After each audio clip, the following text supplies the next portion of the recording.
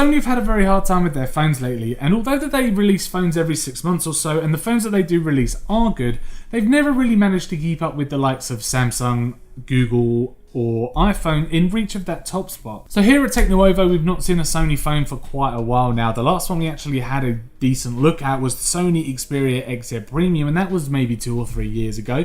So it's nice that Vodafone have reached out to us to send us through an Xperia XZ3, Sony's new flagship device. And we're going to be running through some of the features and benefits that you're going to get from this phone, as well as really give a very in-depth review. So sit back, relax, and we hope you enjoy it. The Sony Xperia XZ3 has come a long way since the original XZ Premium in terms of design. It's a lot rounder than its older sibling, meaning Sony has now ditched the square corporate look. However, this does come with some setbacks. Being pretty much covered in a glossy finish, the roundness of the new handset makes it incredibly difficult to hold for one-handed use. It's incredibly slippery, and I know I mentioned in my last review that the Google Pixel 3 was slippery due to its frosted back, but that felt like holding a rough pebble, whereas the XZ3 in comparison is like holding a bar of wet soap. But that's not to say this handset doesn't look good. It looks great, in fact. The shiny gloss finish looks very premium, and button placement is very good and reachable with one-handed use. The fingerprint sensor is below the camera, although feels identical to the camera itself, so you'll probably confuse them from time to time like I did. One thing that has disappeared from the latest Sony handset is its headphone jack. While I've learned to live with this through other handsets I've been asked to review, it does require some adapting to if you were once a wired headphone user.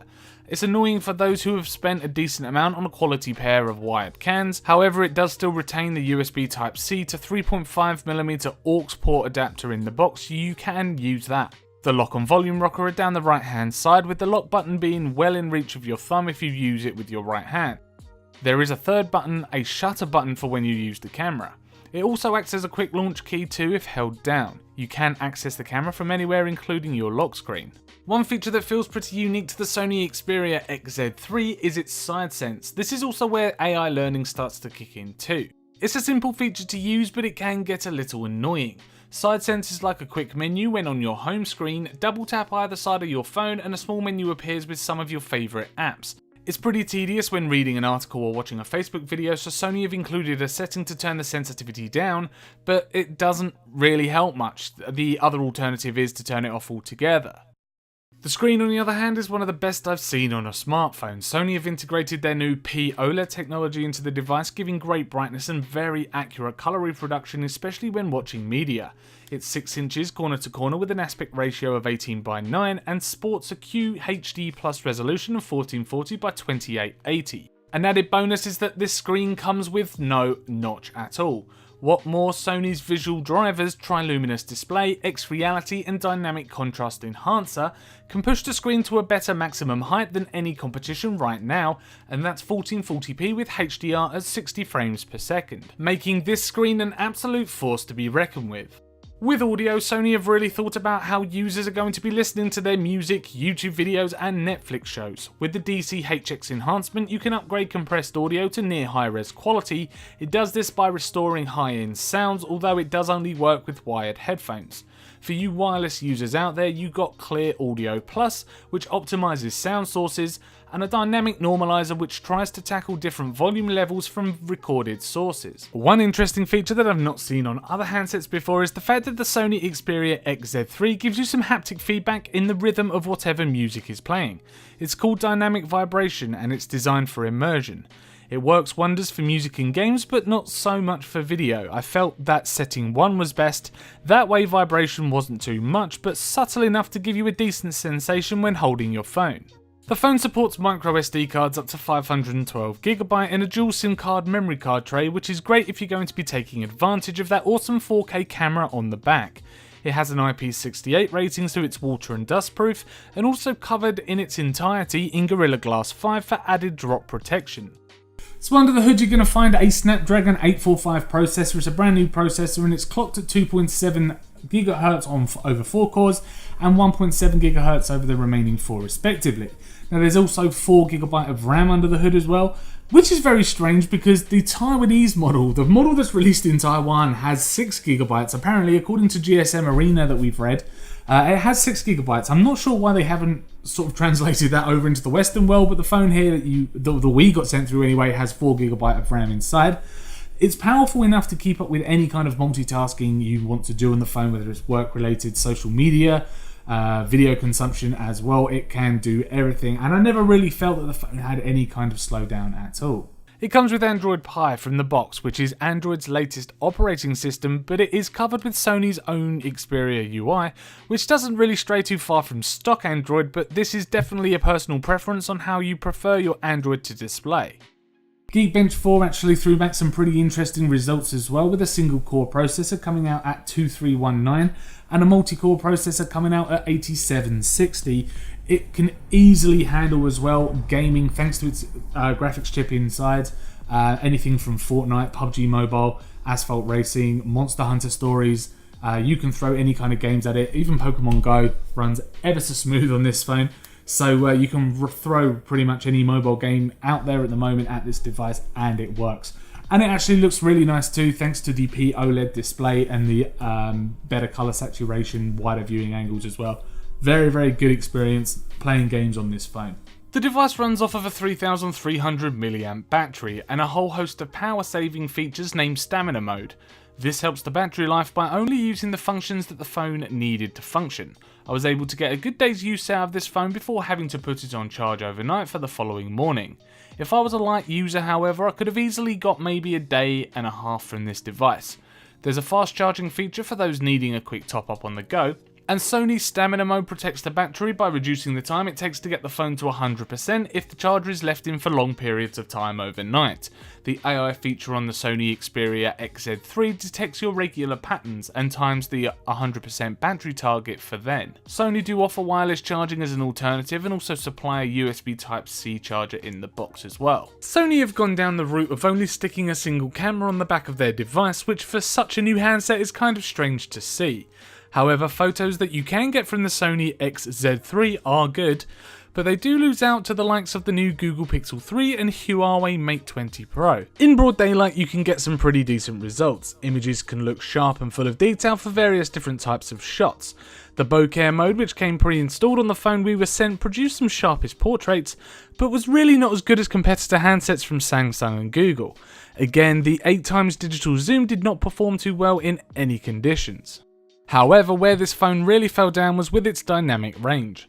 On bright sunny days you can see that the sky can get blown out. It doesn't handle highlights very well, especially at this price point when you've got something like the Google Pixel 3 available right alongside it. There is, however, an exposure slider in auto mode available to you, which is an absolute must if you want to get as perfect an exposure as possible. Where the Sony Xperia XZ3 does shine though is in its ability to shoot some rather impressive 4K video. But of course Sony are known for this, as we've seen in their impressive mirrorless lineup. Dynamic range completely outperforms that available on the stills camera, and the HDR capabilities of the phone give some real punch to the colour. And on top of that you get an image stabilisation too, giving you some smooth pans with minimal warping. It's easily one of the best phones on the market for video capabilities. Now the slow motion capture that Sony is pretty well known for is a difficult one to really enjoy. On one hand, having a maximum of 960 FPS is a definite bonus, but on the other hand you can only shoot moments at a time. There's a slow-mo mode that enables the camera to shoot at 120 FPS, but of course that's much faster than the 960 max frames per second the phone is capable of. Now according to Sony forums, this is very much a hardware limitation. The camera captures around 4 seconds of slow motion footage in a single moment at 960 FPS, and it can actually do unlimited slow motion recording at 120 FPS too. So the Sony Xperia XZ3 is a very beautiful handset to look at, and it also has all the specification that you need to boot as well. Now, everything I threw at this phone, it handled it perfectly. It flipped through apps multitasking very, very smooth. It could play back media very smooth as well. There was no really lag, slowdown or stuttering when flicking between different apps, and even the more intensive games just loaded very quickly as well. It was a very seamless experience. The Android Xperia overlay, perfect as well. I didn't really find many problems with that. It was very, very fast. The biggest letdown is the stills camera. Sony, I know they're known for their mirrorless camera, but their stills camera just really wasn't able to keep up with the likes of something like the Google Pixel 3 that's now on the market, which takes phenomenal photos. Where this phone does shine though is with its 4K video performance and the actual 4K video camera on the back of the phone. And I think that's really down to the HDR sensor that's inside as well. So it's able to capture a lot of detail in those highlights and shadows. And it's just a very, very nice performing video handset. If video is your thing, then definitely start looking at this phone over any other phone on the market. It completely sort of knocked them out the park when it came to video recording performance. The battery life, yes, I think is okay. It could have been better, but a day's use, I think, on a flagship handset is you can't really ask for anything else, especially with the screen that's on there as well. It's a very, very nice screen, which is of course going to take a little bit more power, I should imagine. But if you're a moderate high user, then you're looking at a day. You could stretch that out over maybe a day and a half if you're very limiting to what you're going to be using the phone for. But a day's use, absolutely fine. The other problem I think with the phone is the fingerprint sensor location. I would have liked it to have been a little further up the back of the phone, and I would have liked it to have been designed a little bit differently from the video or the camera on the back of the phone as well. Now, I said before that you get confused. You could get confused between the two. I've certainly got confused between the two. So if the actual lens was designed a little bit different, or the fingerprint sensor was designed a little bit different, you could more easily reach for that particular section on the back of your phone. And it just saves greasy fingerprints from getting over your lens. You're going to have to carry a microfiber cloth around with you just to keep your lens clean. You don't really want to sort of dirty the lens on the back of your phone, so you're going to want the clearest picture possible when taking a photo or a video. So I would have liked to have seen a slightly different design between those two features on the back. So I want to say again, thank you to Vodafone for sending us this phone. I will leave a link in the description for you where you can pick up this phone on a monthly contract here in the UK. Thank you very much for checking out our video review of the Sony Xperia XZ3. If you enjoyed the review, then click that like button. Please do subscribe to keep up with all of our latest tech and gaming videos, and also let us know in the description what you think about the Sony XZ3, whether you would go for something like this for its video camera performance, or you would stick to Samsung S9, Google Pixel 3, iPhone XS, other flagship devices on the market. If you would go for them over the Sony Xperia XZ3, then do let us know in the comments what you think. But as I say, thank you very much for watching, and we will see you in the next review.